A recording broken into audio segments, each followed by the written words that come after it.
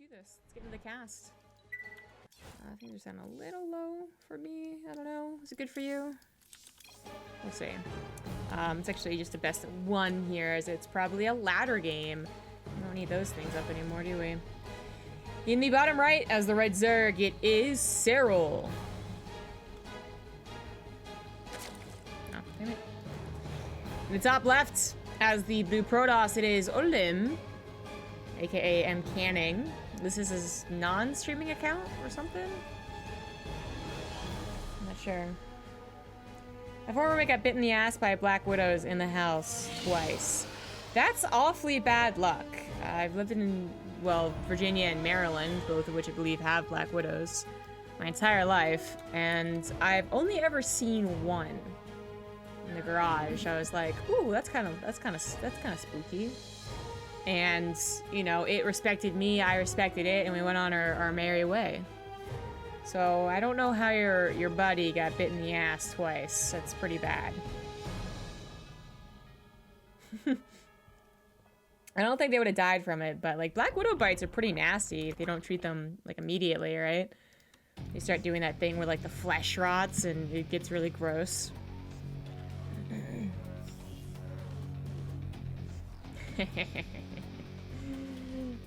Jokes being made in chat. YouTube won't understand.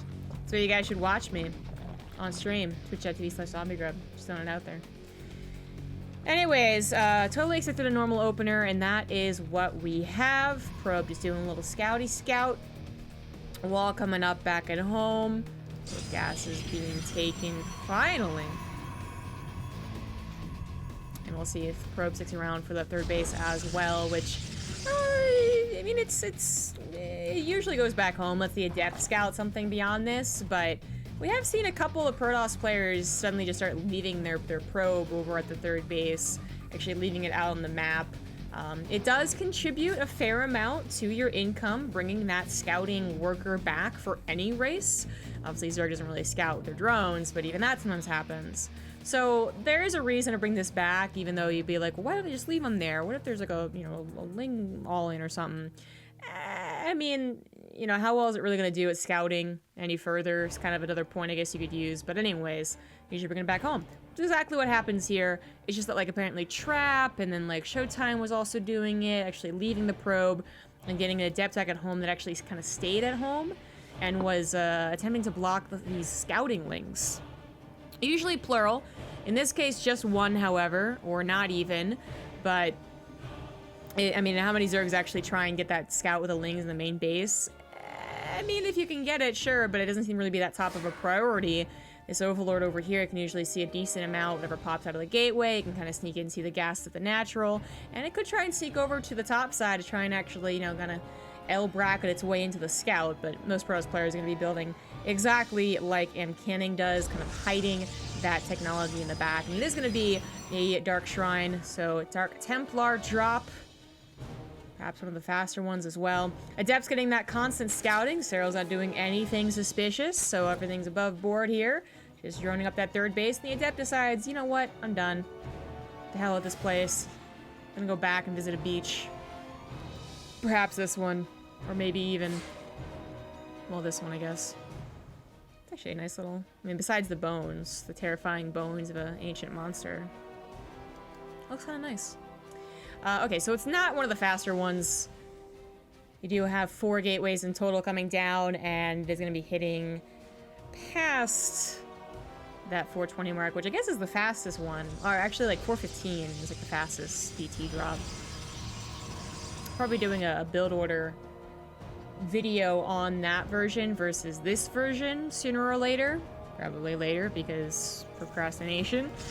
But I'm interested in seeing what's going on with that, because we saw a lot of Zest doing a really, really early one in the Alima League just a couple of days ago. But anywho, the Overlord finally made its way in. The Stalker had kind of thought that maybe it could give up on the idea. Well, that's exactly when the Overlord gets in and sees everything. That's a nice scout, but honestly, if Serral wasn't already prepping, well, I guess the Spore Crawler still would have finished on time, but he doesn't have to prep Spore Crawlers because he actually went for one of these earlier layers that it seems like Zergs are also doing as we kind of, you know, the ebb and flow of DT versus High Templar drops continue, and also the do different timings of the DT drops also continues. This is the very safe path of getting that earlier lair, immediately getting Overseers. I believe he got 2 actually, but that's also because he was able to scout. It is in fact the Dark Shrine drop, and I thought that was 4 gateways, but yeah, only 1 gateway not being used. Okay, that's a little awkward. I don't know what's happening there. And again 3? I mean, the problem right now is the minerals. You guys still building probes, building a 3rd base, building a 2nd warp prism, and DTs being a little more mineral heavy. That does make sense, but it's just it is kind of weird to see, well, 8 DTs, I guess it would be now. This is so far not so good. The warp prism going to try and save itself by dropping off the DTs, which will die as there is an Overseer. It did not end up saving itself, but it ended up dropping the DTs, I guess, in 2 locations, so they're doing a little bit more than they should be. Well, I guess actually that was the 3rd location, because this is the 2nd location, and that was a bit of a surprise for Serral. He has the 2 Overseers, which is fantastic, but doesn't actually have all the units in every single place. Does clean up that DT. These ones going to be saved by the Warp Prism, but that's the only Warp Prism now that MCanning has to do this harassment and make it a little bit easier for Serral to appropriately respond, especially since his creep spreads covering kind of the entrances the Warp Prism would use.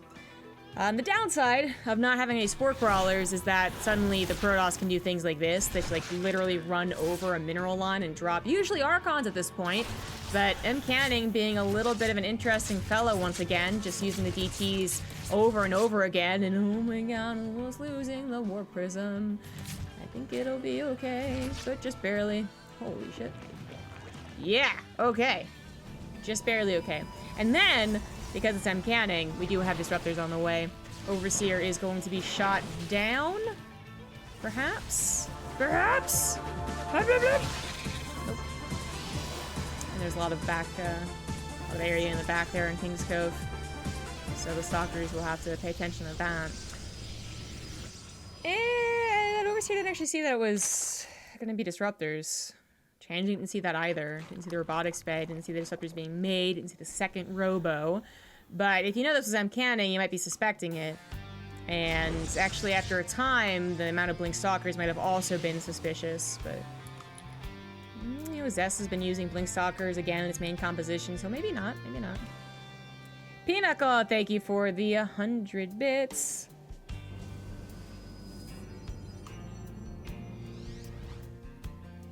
Disruptors are going to be fun. Serral went for the kind of, excuse my words, with the basic bitch response to dealing with the Archon drop, which sounds like it's bad, but it's not. Just like when someone calls you a basic bitch for getting a pumpkin spice latte, you take that with pride, all right? You're choosing to do something delicious because you don't give a fuck about what anyone else thinks. Yeah, Serral just did that against the Archon drop. Super safe, super plain, no risks taken, and now is finally taking at least a few risks, going into that faster Spire, getting the +1 melee as opposed to just going into like Missile and Carapace, I suppose. We might see a big swell of Roaches alongside, there we go, Banelings, as the mutas should not really grow in counts. There's always that option, sure, yeah, technically, but most Zergs and most of these macro Zergs, like Serral, is pretty much, even though he's really been doing a lot more cheeses lately, choose to just go for a certain number of mutas, right? Thank you very much for the bits. 1776 bits. Happy America Day. Happy America Day to you too. We'll see if you get any fireworks with these Disruptors. Personally, I'm hoping for it. And then thank you very much to Marish for the 53-month resub. New sub, who dis? New stream, who dis? This is a lot of Disruptors. You're currently at the count of 6. Supported. Ooh, wow, that was thunder, was what I heard right there. Oh, a couple of Ravages go down. Not a terrible shot at all right there, but still needs a better one. Oh, looking for it, misses. Whiffs completely. Some good concaves being taken here for Serral, but he's also doing some good splits. That one was a little bit better. In the front lines, though, unfortunately, 2 Disruptors have already died. Ravagers missed the Warp Prism, giving it a second chance at life, and it actually gets to evacuate, potentially save some of these Disruptors as well. The Stalkers will eventually be able to leave, of course. Oh! That was a pretty good one. That was pretty good. But the Disruptors could have been in trouble if they didn't have their shots on the retreat. Obviously, no sentries were there to even buy time with the force fields, so you had to figure out something. But luckily, the Disruptors had a couple of shots. Now, the mutas did show themselves to the probe line, but they already lost a couple of their lives, and I don't think they got too much here All right. Yeah, I mean, actually a decent amount. Getting some serious revenge for the DTs earlier on. It looks like MCanning has been just probing through the harassment, so that's why the probe count isn't at a, you know, catastrophic level, but getting down below 50 is never comfortable. You do want to be up towards the 60. And they are even doing more damage in the main base. I mean, at 4, the media is what are they really going to be able to do, but it's a distraction. It's keeping tabs on the army, and it is getting probe here, probe there, probe everywhere. While Serral is going up into the almost maxed out stage, actually. Going into Ling, Baneling, Roach, Ravager. Eventually going to have that centrifugal hooks done, as well as the +2. Typical, you know, like, okay, they're going to be able to one-shot probes with this, but it is, I think, a lot more about having the punch against these units. Now, this is not the super typical composition of Protoss, right? The Mass Stalkers, the Disruptors, both not so popular anymore, especially the Disruptors not really being so popular. Stalkers, again, maybe making their way back in as a composition.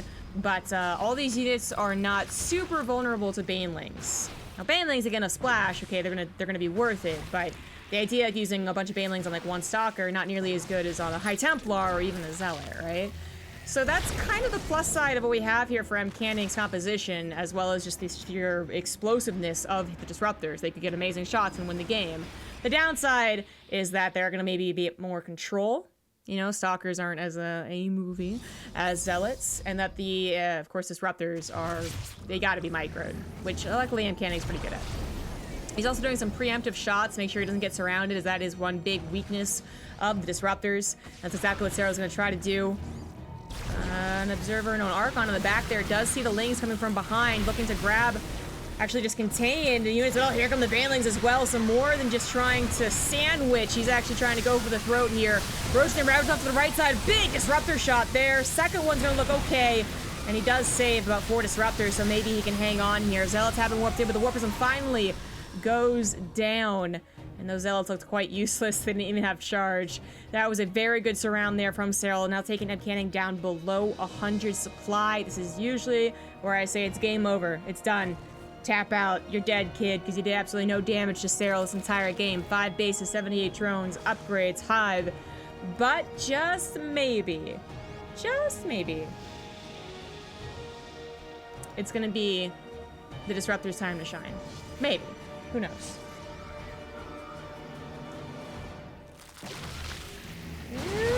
It's a good shot, canceling a lot of Banelings, getting rid of those. Another one pretty decent as well, but unfortunately Nexus will have to be canceled. Serral's overwhelming supply should be enough, but to go through a choke here, that's when the Disruptors look extra efficient. Serral knows that. Far safer choice would be go up to Broodlords. But he would also have the option of remaxing very soon. I mean, he's on enough drones that if he gave it a couple seconds here, not build anything, he would start banking quite heavily. Not quite there yet, though. So you don't actually want to throw away this army. The potential to throw away this army is definitely there against Disruptors. And if you did that and you don't have a bank to replace it, that's when suddenly a counterattack actually just kills you and you feel really stupid. And Serral's not stupid, so. Then you get away with the gun for the 600 bits. Happy Independence Day. You two guys. Oh my god, the Disruptor got so many Banelings there. Value trades. Anytime a bunch of Banelings go down, that is so much Vespian gas sacrificed. So much. But Serral is, he's not been producing much army since I was talking about that. He has been investing into upgrades in the static structure. Or not static structure. The structure of the Greater Spire. But you can already see. Just like 30 seconds later, then suddenly his bank has just grown considerably. He also rounded out his drone count to 80. And yeah, isn't wasting any more money on army that he's not really going to be using. You know? Like, he's banking because he wants to get to Broodlords. He's banking that supply because he wants to get to Broodlords, and that's Corruptors and then transforming them. Which he should be able to do. He should be able to do. And Canning's army might be especially good at the defense. And he's kind of the one, you know, seeing how everything's working and having his chokes and being on the defensive just kind of inherently gives you a bit of an advantage. Defender's advantage, after all. But when he's out on the map, that's when things get scary, especially if you're on this much creep spread, especially when you know there's still a pretty giant army ready to roll on top of you. And as such, Serral should have plenty of time to get to these Broodlords, but now the question is, does he have enough Broodlords? 9 Broodlords is a decent amount for sure, as long as they're kept, you know, safe, as long as they're over top anything at all. In which they will be. I mean, the army's still here. But, you know, eventually you want to get rid of some of the Lynx, some of the Banelings, any Roaches that aren't Ravagers. You want to go for even more. Just to make sure that these Archons don't get a good splash on top of them, or the Stalkers are actually able to snipe them at any given time. But this should be a very strong composition against what MCanning has. A little bit of harassment at the 4th base of MCanning. Looks like it does not get the Nexus, but all eyes are on this attack. And yeah, MCanning realizing, you know what, that's a little bit too much of the ground. It looks so tempting to just go ahead and blink it underneath those Broodlords.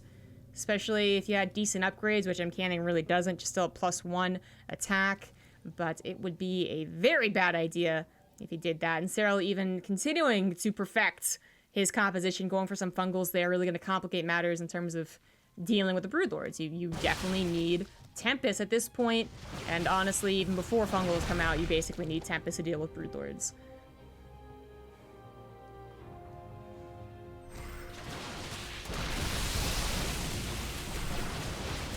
Interesting. There shouldn't be any lag. I'll look into it soon. Observer's gonna go down to this nifty Spore Crawler line here. We do have some Banelings roly-poly in. They got +3 weapons now.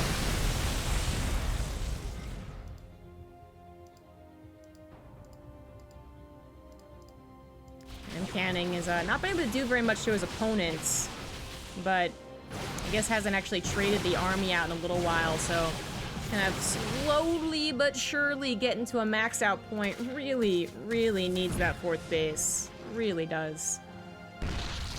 Thank you very much for the $5 there, Mount Everstand, and money to buy a small piece of Korea. I mean, maybe like a really small piece. Disruptor goes down, just getting overwhelmed by the Broodling. Disruptor's actually being, oh no! Yeah, okay. Desperation right there. Serral making MCanning look like a scrub. Which makes sense. MCanning's style, I think, is better at off-putting Terrans than it is Zerg. Even though it can definitely just change things.